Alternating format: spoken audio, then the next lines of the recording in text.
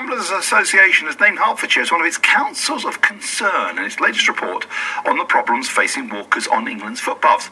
The Paths in Crisis report lists Hertfordshire as a council where there has been substantial cuts to budgets or have a large number of outstanding path problems. All joining out from the Hertfordshire Ramblers is David Smith. David, welcome. Hello, Roberto. Welcome to the programme, David. What is the aim of this report? Well, basically, we're concerned that the budget cuts on budget cuts is going to hit footpaths really hard and make them difficult for everybody to use. You know, the sort of thing, broken stiles that haven't been repaired and signposts you can't see because they're covered in overgrowth, and paths disappearing from use that should belong to everybody. David, I understand your concerns, but really, are a few fallen twigs on a footpath really such a big deal? We think in Hertfordshire we've got some lovely walks, and our path network itself is in pretty good shape. No, we're not concerned about the odd twig, Roberto, and at this time of the year, the odd bit of mud either. You're going to get that on a walk, but that's part of a good walk. We think our footpaths in Hertfordshire are pretty good state, actually, and we want to keep them that way. The reason they're in a good shape is that we've had lots of good work by Ramblers members and council staff and landowners, everybody.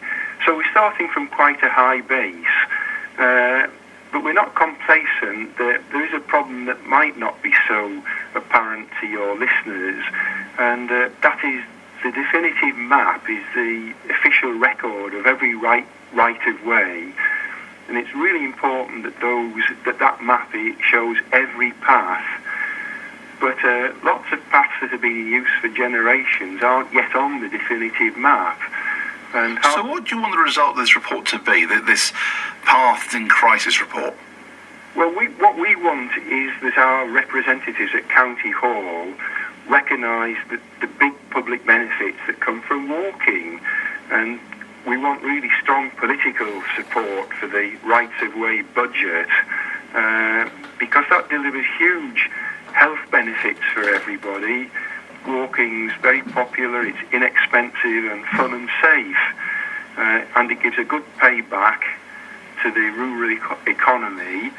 You know, pubs and cafes and shops. Yeah, but David, that's all very good, obviously. But the problem is, of course, that councils have really tough, tight budgets to maintain. The cuts have been made everywhere. Should they really have to spend money on a few paths for a few ramblers? Well, it's not just a few ramblers, Roberto. It's one of the most popular activities that we all have. Well, how many ramblers are there in Hertfordshire? There's 3,000 of us in Get out of here! Really? There's 3,000, and obviously lots more who enjoy taking the dog for a walk or going out with the family. And we've got lovely walks in Hertfordshire, and we want to keep them that way. What's the best walk in Hertfordshire you've been on?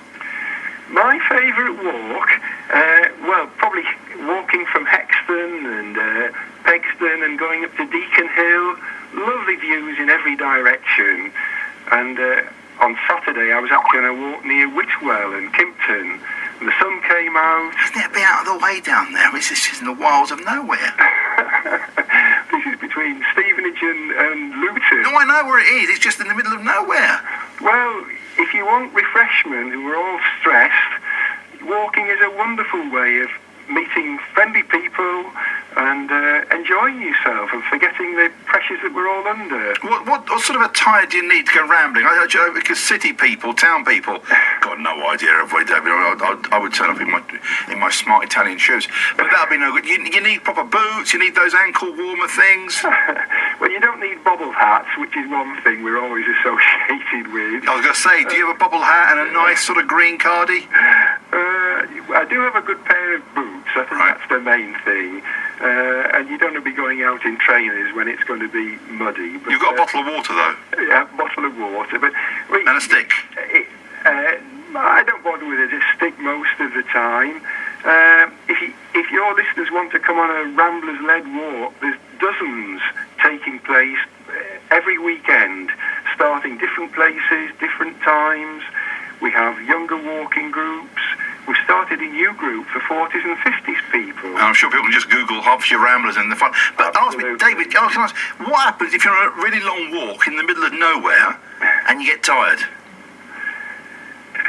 Well, that's a good question. Find a pub, I would think. But after you're into the pub, it'd be quite difficult to walk out, wouldn't it? Well, I would find it difficult. You want a good map. You say you need the gear. I think the second thing I Boots, would have a map, and a good map, or better stick. still, come on a Ramblers walk. I knew you were going to say that. We have leaders who choose the nicest walks, and How long is the short walk? short walk, probably 5 miles. I don't even want to drive 5 miles. I want leather seats and air conditioned. Comfort for that. Walking 5 miles. We even have dog-friendly walks. You can bring your dog. And, She's so small she'll disappear. She's a little chihuahua. Oh well, you can't get away from that. But we live in a. I may take you up. I might have to regret this. I may take you up on the offer, David.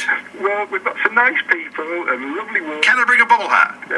You can even leave your bobble hat at home. I'll bring it if I can find it. It's me Hatter's one.